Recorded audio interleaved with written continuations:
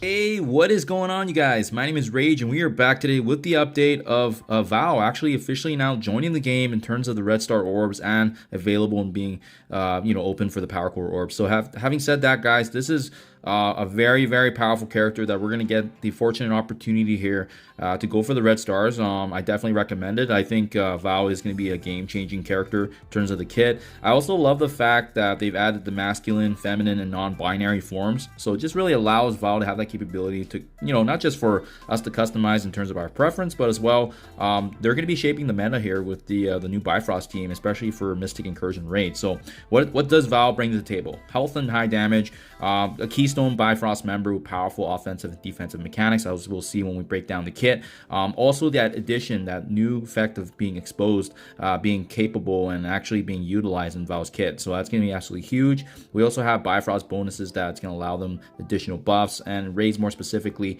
they're going to be getting benefits with the exposure and the attacks being applied. So really, really cool stuff, guys.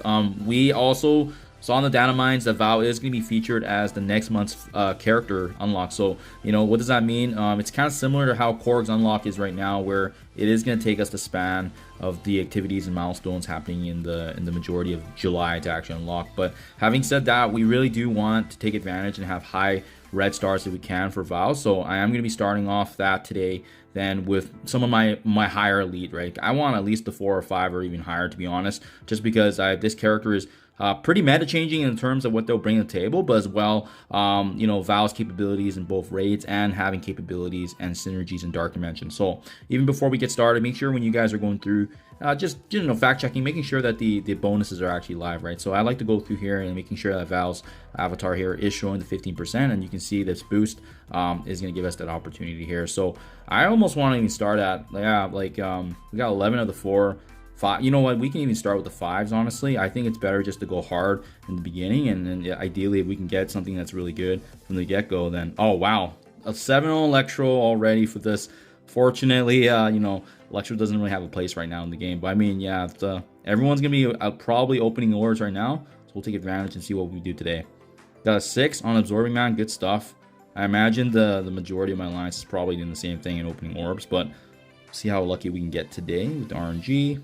At least we're getting some upgrades. What I do like about having these opportunities, we can get a chance to really upgrade the majority of our roster, right? Okay, so no luck today. Let's keep going. Boom, 5 red on Vahl. You know what? That's pretty good. I'm pretty happy with that because, to be honest, I don't know if we're gonna have a higher chance to get a 5 yellow on Vahl in the short term, anyways, just because of the shards and how we've seen. And even right now, like with Korg, I think doing the majority of the milestone events, I think I'm sitting at 3 stars with Korg. So either way, yeah, like you can see there's the 3-star Korg. So I think 5. I think aiming for at least a 5 is pretty good. If you guys get better RNG than that, guys, and by all means, I would definitely encourage you to try to get as much shards as you can. But at least we're getting some upgrades here, which is pretty awesome to see. Then we need to use any of the lower red, so save that. But yeah, let's break down the kit for Vahl as well as assess preemptively, what is the best Iso-8 in terms of what Vahl's can bring to the table. In case you guys want to see their skins, you just have to hit the cosmetic screen here, and you can actually cycle through the different skins. And once you unlock Vahl, all of them are going to be owned actually, so that's kind of nice. Okay, awesome. So basic attack, guys. Survivor's Flame. So attacking the primary and adjacent targets for 100% damage. Vahl's also going to copy a positive effect except for taunt and regen. And then as well, when Vahl does perform a counter attack on assist or regen, they're also going to be assisting with additional damage increase there. So you can see here, this is what I'm saying earlier. Raids and Dark Dimension, they're going to be attacking and getting benefits across the board. And I love the fact that they've added this tag because Vahl is just going to be getting a lot of extra benefits being used in a multitude of different game modes. So you can see here, this is where that exposure kind of happens now. They actually apply exposure even with the basic attack here. Regen goes up, damage goes up. If this character has defense up, also clear all negatives. So even the basic attack is pretty much cleansing, which is absolutely huge. And then the T4ing allows the opportunity to flip the positive effects to heal block the primary and adjacent targets. So absolutely just a nightmare for enemies they're up against. I think for that reason, this ability makes sense. You probably need to T4 all the abilities, to be honest, but we'll keep reviewing everything else just because the kit's so fun and it's pretty game changing, to be honest. So special attack here, Relic Assault, attacking primary and adjacent targets for 150% damage. Again, applying exposure to the primary target, which is that new condition. And this also gains additional damage and focus against villain targets. So Val's gonna get bonus against said enemies. Defense up as well to self and allies, even for a special ability while doing offensive output. Last but not least, with the T4, Raids and Dark Dimension, applying heal block to primary and adjacent targets for 2 full turns. I mean, for that reason, it really does make sense. If you guys have the resources to bring in Vahl ASAP into Cosmic, I think Vahl is going to synergize extremely well with Cersei and Icarus being the other 2 locks, in my honest opinion. The only downside is damn, that's a lot of Cosmic Mystic gear that you're going to potentially need, right? Especially if you want to consider and bring in the other Bifrost members to Dark Dimension. Asgard's Last Stand ultimate ability, stealing 5% from all enemies and redistributing to allies, so a very notable heal. And in Dark Dimension, when their HP pools are absolutely massive, this is going to pretty much replenish a significant amount of lost HP for the team. In Raids in Dark Dimension as well, reviving 2 Bifrost allies with 40% max HP. This attack ignores defense up and cannot be blocked, also unavoidable. As we level this ability up, there's going to be piercing to enemies, deflex, evasion, death proof is going to apply as well to Bifrost and all hero tagged allies. They're going to be flipping, deflex, evasion, death proof. And in Raids or Dark Dimension, this steal percentage does go significantly higher.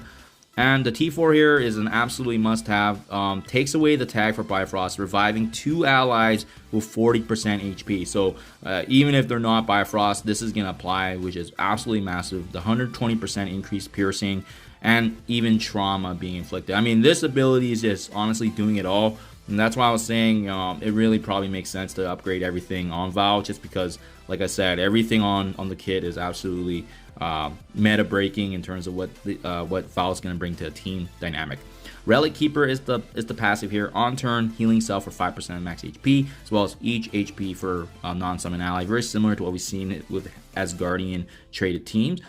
Bifrost ally revive applies deflect, evasion, and death proof. So just giving them additional benefits.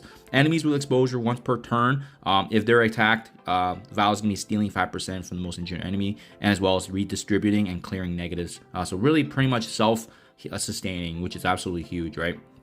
As we level this ability up, the revive is going to add some additional HP and as well increasing max HP for Vahl. In Raids more specifically, then max HP damage, and even getting that benefit to the allies. And then the last mechanic here, when an enemy with exposed is attacked, ability energy is going to be generated, and as well exposure attacks once again also grants energy for the rest of the Bifrost allies.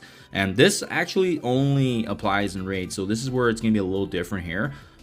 Surprise everything else applying across the board for Dark Dimension, but might be too overpowered for Dark Dimension, hence the tag specifically for Raids. This is going to allow them to have a sufficient amount of energy, but as well keep in mind the exposure allows them to clear negatives and stealing HP from the most injured. So really does make sense to T4 guys.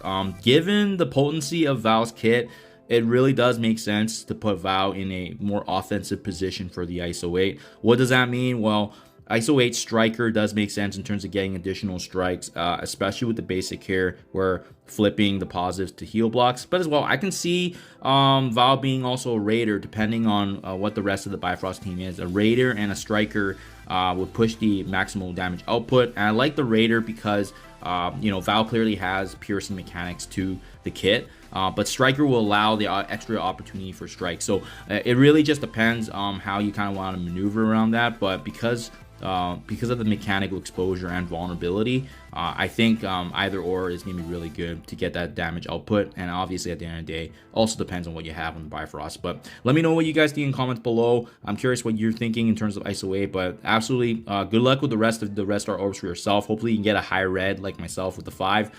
This character is going to absolutely change the game here in terms of what Bifrost will do. Thank you as always, and I'll catch you guys in the next one.